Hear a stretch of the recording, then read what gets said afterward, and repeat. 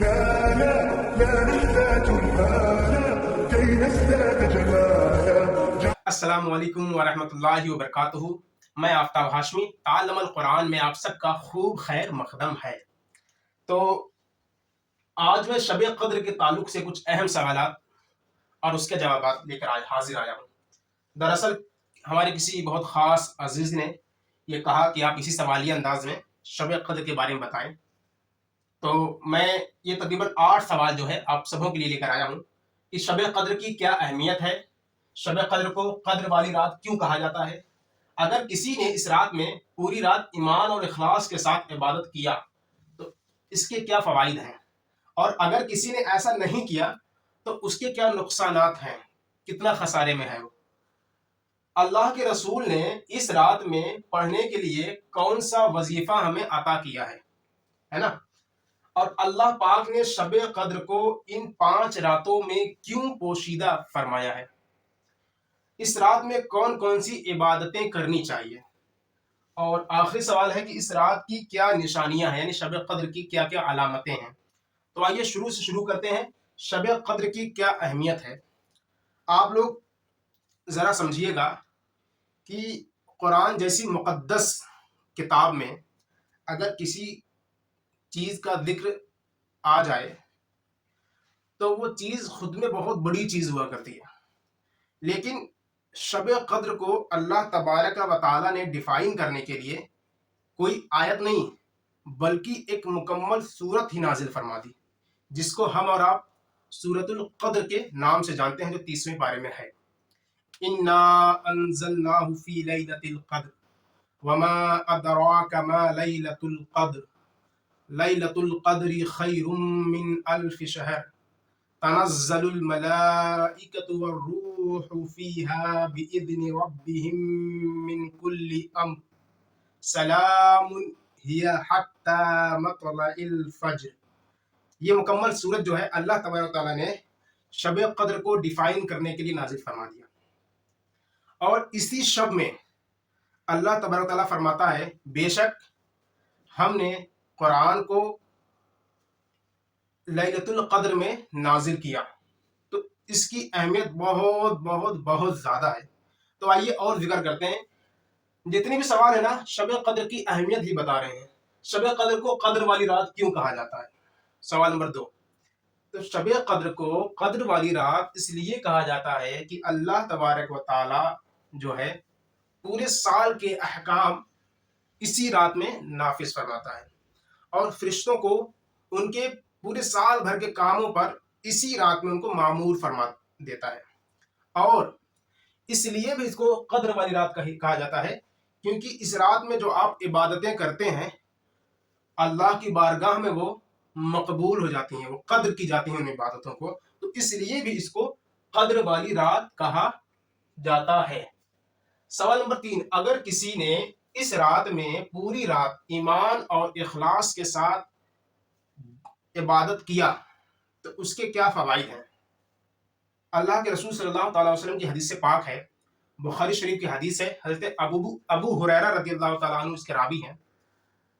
اللہ کے رسول ارشاد فرماتے ہیں کہ جس نے پوری رات شب بیداری کر کے اللہ تبارک و تعالیٰ کی عبادت کی تو اللہ تبارک و تعالیٰ اس کے سابقہ گناہوں جو صغیرہ گناہ ہیں اس کے سبوں کو معاف فرما دیتا ہے. یعنی پچھلے سارے صغیرہ گناہ کو اللہ تبارک و تعالیٰ معاف فرما دیتا ہے جس نے اس رات جگ کر شب بیداری کی اور پوری رات ایمان اور اخلاص کے ساتھ عبادت کی، تو پورے صغیرہ گناہ کو اللہ تبارک و تعالیٰ معاف فرما دیتا ہے. تو یہ اس کے بہت بڑے فوائد ہیں. اور رہی بات کبیرہ گناہ کی، تو کبیرہ گناہ جو ہے وہ توبہ کے ذریعے معاف ہوتی ہے. اللہ ہمیں اور آپ کو توبہ کرنے کی توفیق فرمائے، سچی توبہ کرنے کی توفیق فرمائے. ٹھیک ہے، آگے بڑھتے ہیں. اگر کسی نے شب بیداری نہیں کی، پوری رات فضول کیا ایسے ہی، تو اس کے لیے کیا حکم ہے؟ اللہ کے رسول صلی اللہ تعالی وسلم کی حدیث پاک ہے، ابن ماجہ کی حدیث ہے، حضرت انس بن مالک رضی اللہ تعالیٰ عنہ سے روایت ہے کہ جب رمضان کا مہینہ آیا تو اللہ کے رسول نے فرمایا تمہارے پاس ایک مہینہ آیا جس میں ایک ایسی رات ہے جو 1000 مہینوں سے بہتر ہے. کیا ہے؟ جو 1000 مہینوں سے بہتر ہے. اور اس رات سے جو محروم ہو گیا وہ تمام نیکیوں سے محروم ہو گیا. کیا فرمایا اللہ نے؟ جو اس رات سے محروم رہ گیا وہ تمام نیکیوں سے محروم ہو گیا. اور محروم وہی ہوتا ہے جس کی قسمت میں محرومی ہے. ٹھیک ہے؟ تو کوشش کریں کہ اس پوری رات میں جاگیں، عبادتیں کریں. ایک واقعہ میرے ذہن میں آ رہا ہے. حضرت بنی اسرائیل کے زمانے کے ایک بہت عظیم بزرگ تھے جن کا نام تھا حضرت شمعون. کیا نام تھا؟ حضرت شمعون. اللہ کے رسول صلی اللہ تعالی وسلم ایک دفعہ صحابہ کرام رضوان اللہ تعالی علیہم اجمعین کو ان کے بارے میں بتا رہے تھے کہ بنی اسرائیل میں ایک بزرگ ہیں حضرت شمعون، بہت جو ہے کہ طاقتور، ہٹے کٹے جانباز تھے. وہ 1000 مہینوں تک روزے رکھتے ہیں، 1000 راتوں میں عبادتیں کی، اور 1000 دن جہاد فرمایا آپ نے. تو اتنا جب سنے صحابہ کرام تو پہلے ہمارے آپ کے مائنڈ میں کیا آیا؟ اگر ہمیں کوئی یہ بات بتائے تو ہم کہیں گے واہ کیا ہی کمال کے بزرگ تھے، کس قدر عبادت گزار تھے. لیکن صحابہ کرام رضی اللہ تعالیٰ عنہ کو یہ سوال، یہ چیز ذہن میں نہیں آئی، بلکہ وہ رنجیدہ ہو گئے. وہ رنجیدہ ہو گئے. وہ بارگاہ رسالت میں کہتے ہیں، صحابہ کرام کہتے ہیں کہ یا اللہ، جو پچھلی امتیں تھیں وہ تو ہم سے ثواب میں آگے نکل گئیں، ہماری تو عمریں ہی اتنی نہیں ہوتی کہ ہم اتنی عبادتیں کریں. جب وہ صحابہ کرام رنجیدہ ہوئے تو حضور صلی اللہ تعالی وسلم کو بھی رنج ہوا. تو حضرت جبرائیل علیہ السلام آئے اور کہے کہ یا رسول اللہ غمگین نہ ہو، اللہ تبارک و تعالیٰ نے آپ کی امت کو ایک ایسی رات عطا کی ہے جس رات اگر وہ عبادت کر لیں تو ان کے لیے 1000 مہینوں سے افضل ہے. 1000 مہینوں کی عبادت سے افضل ہے. اور کتنا افضل ہے وہ اللہ اور اس کے رسول جانتے ہیں. ٹھیک ہے؟ تو کس قدر ہمیں فخر کرنا چاہیے کہ ہم اس امت میں پیدا ہوئے کہ جس کی خواہش انبیاء علیہ الصلوۃ والسلام نے کیا کہ اس امت میں پیدا ہوا ہے نا. تو کس قدر ہمیں اللہ تبارک و تعالیٰ نے نعمتوں سے نوازا ہے. ٹھیک ہے؟ تو ہم جتنا شکر گزار ہو جائیں رب کریم کا اور محمد عربی صلی اللہ تعالیٰ علیہ وسلم کا اتنا کم ہے. ٹھیک ہے؟ آگے بڑھتے ہیں کہ اللہ کے رسول نے اس رات میں پڑھنے کے لیے کون سا وظیفہ بتایا. تو اللہ کے رسول صلی اللہ تعالیٰ علیہ وسلم کی بارگاہ میں ایک دفعہ حضرت عائشہ صدیقہ رضی اللہ تعالیٰ عنہا آتی ہیں اور فرماتی ہیں کہ یا رسول اللہ، اگر مان لیجئے کہ مجھے معلوم ہو جائے کہ شب قدر فلاں رات شب قدر کی رات ہے تو مجھے کیا پڑھنا چاہیے، ہے نا. دیکھیے اللہ کے رسول صلی اللہ علیہ وسلم فرماتے ہیں پڑھو اللہم انک عفو کریم تحب العفو فاعف عنی. اللہ کے رسول نے یہ وظیفہ بتایا اور کہا کہ اسے آپ کثرت سے پڑھیں. اس کا معنی ہوتا ہے کہ یا اللہ تو معاف کرنے والا ہے، یا اللہ تو معافی کو پسند کرنے والا ہے، اللہ تو مجھے بھی معاف فرما دے. تو ہمیں معلوم چلا کہ اس رات میں عبادتوں کے ساتھ ساتھ استغفار کی بھی خوب ضرورت ہے. تو ان 5 راتوں میں آپ شب قدر کو تلاش کریں اور جو ہے کہ عبادتیں کریں، ذکر و اذکار کریں اور اس وظیفے کو پڑھیں. اللہم انک تحب کریم، اللہم انک عفو کریم تحب العفو فاعف عنی. اس کو بھی خوب پڑھیں. ایک بزرگ گزرے ہیں، میں ان شب قدر کی راتوں کے بارے میں بتاؤں کہ ایک بزرگ گزرے ہیں جن کا نام ہے حضرت شیخ ابو الحسن شاذلی. یہ اپنا ایکسپیرینس بیان کرتے ہیں. کہتے ہیں کہ میں نے اپنی زندگی میں جب پہلا روزہ میں نے کیا کہتے ہیں اتوار اور بدھ کو پایا تو میں نے شب قدر 29ویں شب میں پائی. کیا کہتے ہیں؟ اگر میں نے اتوار اور بدھ کو پہلا روزہ پایا تو میں نے شب قدر جو ہے 29ویں شب میں پائی. اور اگر میں نے پیر کے دن پایا، پہلا روزہ میں نے پایا تو میں نے 21ویں شب میں شب قدر پائی. پھر کہتے ہیں اگر منگل اور جمعہ کے دن پہلا روزہ پایا میں نے تو میں نے 27ویں شب کو شب قدر پائی. پھر کہتے ہیں کہ میں نے جمعرات کو پہلا روزہ پایا تو میں نے 25ویں شب میں شب قدر پائی. اور اگر ہفتے کے دن میں نے پہلا روزہ پایا تو میں نے پھر 23ویں شب کو شب قدر پائی. تو معلوم ہوا کہ جو شب قدر ہے کی رات ہے وہ تبدیل ہوتی رہتی ہے. سمجھ رہے نا؟ شب قدر رات تبدیل ہوتی رہتی ہے. اور اس پہ مت جائیے، وہ انہوں نے اپنی زندگی ایکسپیرینس بیان کیا، لیکن اللہ کے رسول صلی اللہ علیہ وسلم نے ان 5 راتوں کو تلاشنے کا حکم دیا ہے. ٹھیک ہے، تو ہمیں تلاشیں، اور یہ تبدیل ہوتی رہتی ہیں. اس لیے جو ہے یہ انہوں نے ایک آئیڈیا دے دیا کہ ہم نے اپنی زندگی میں ایسا پایا. تو ایک ہنٹ مل گیا آپ لوگوں کو کہ جیسے اس سال یعنی 2023 میں پہلا روزہ تقریباً غالباً مجھے یاد آیا کہ جمعے کو دن پڑا تھا.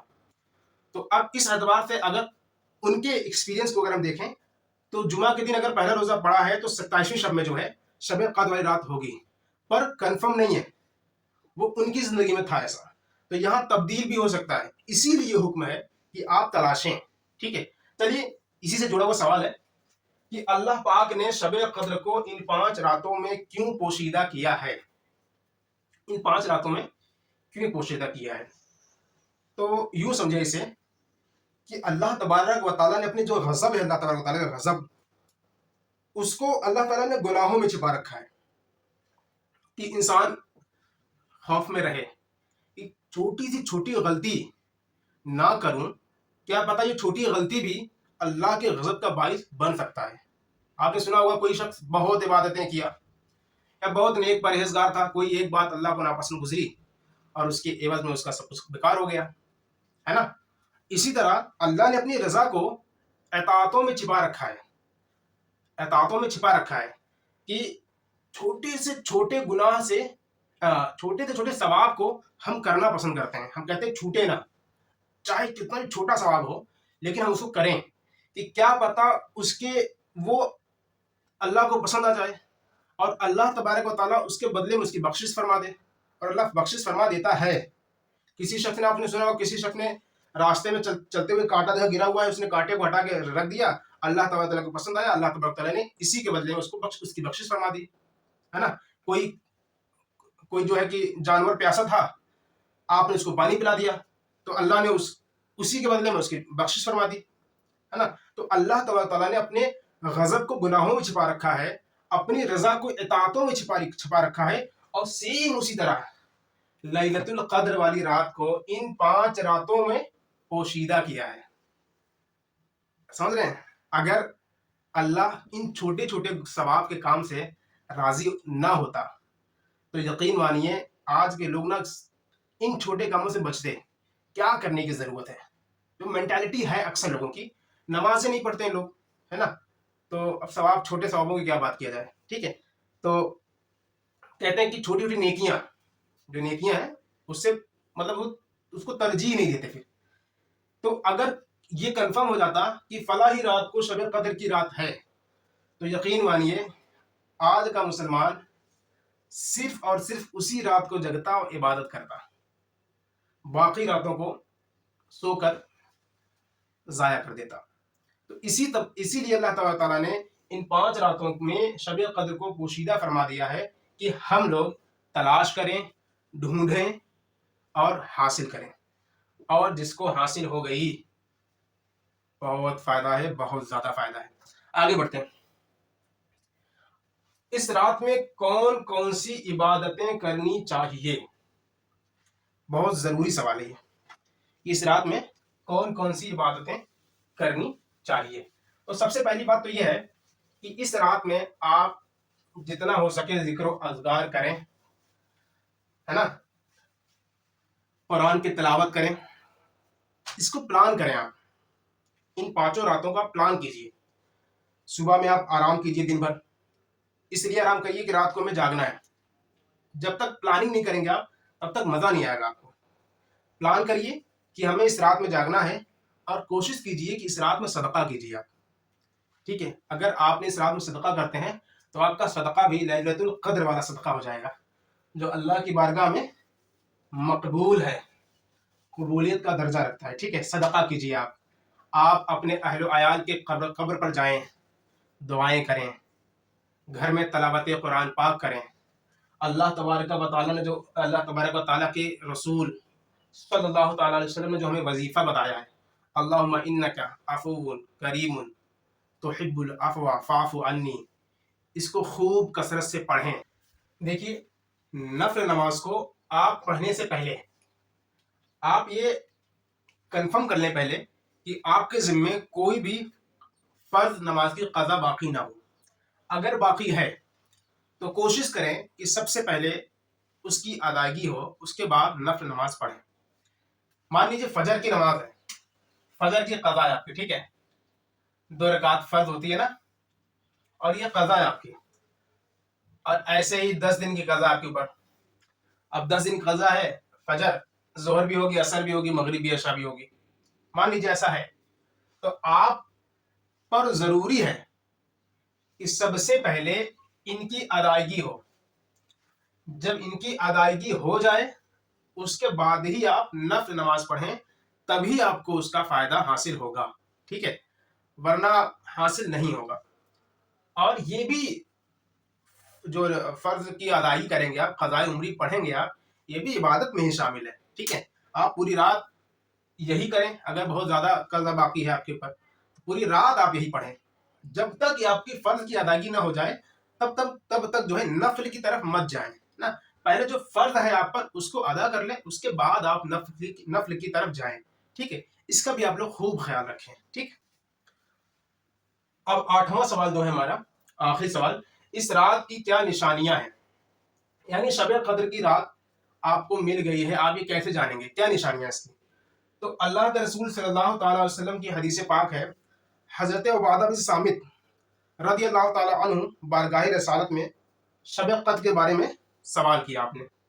تو اللہ کے رسول صلی اللہ علیہ وسلم نے فرمایا کہ شب قدر کو رمضان کے آخری عشرے کی پاک راتوں میں تلاشیں، ٹھیک ہے. اور اس رات کی جو علامتیں ہیں وہ علماء نے بیان کی ہے کہ اس رات میں نہ تو زیادہ گرمی ہوتی ہے اور نہ ہی زیادہ سردی ہوتی ہے. اس رات میں چاند جو ہوتا ہے وہ کھلا ہوا ہوگا. اس رات کے بعد جو صبح ہوگی جو سورج نکلے گا تو اس میں سورج کی شعاعیں نہیں نکلیں گی، ٹھیک ہے. یہ اس کی علامتیں ہیں. اور علماء فرماتے ہیں کہ جو سمندر کا پانی جو کھارا ہوتا ہے نا وہ میٹھا ہو جاتا ہے شب قدر کی رات میں، ٹھیک ہے. تو یہ اچھا یہ بھی سماعت کر لیں کہ یہ جو علامتیں ہیں یہ ہر کسی کو نظر بھی نہیں آتی ہیں. یہ علامتیں نظر آنے کے لیے وہ آنکھ بھی ہونی بہت ضروری ہے. تو اپنے آپ کو عبادتوں میں لگا کے رکھو، عبادتیں کریے، نمازیں پڑھیے، قضائے عمری پڑھیے، ذکر و اذکار کیجیے، وظیفہ محمدی صلی اللہ تعالیٰ علیہ وسلم پڑھیے. یہ سب چیزیں آپ لیلۃ القدر میں کیجیے، ٹھیک ہے. مجھے امید ہے کہ آپ کو چیزیں سمجھ میں آئی ہوں گی، اور اگر کچھ چیزیں رہ رہی ہوں یا آپ کے سوال ذہن میں کوئی سوال بن رہا ہو تو مجھ سے ضرور شیئر کریں وہ سوال. جیسے میں نے یہ ویڈیو بنائی ہے انشاءاللہ وہ آپ کے لیے بھی ایک سیپریٹ ویڈیو بنائی جائے گی جو سوال ہوگا جس کے متعلق، ٹھیک ہے. آج کے لیے اتنا کافی ہے.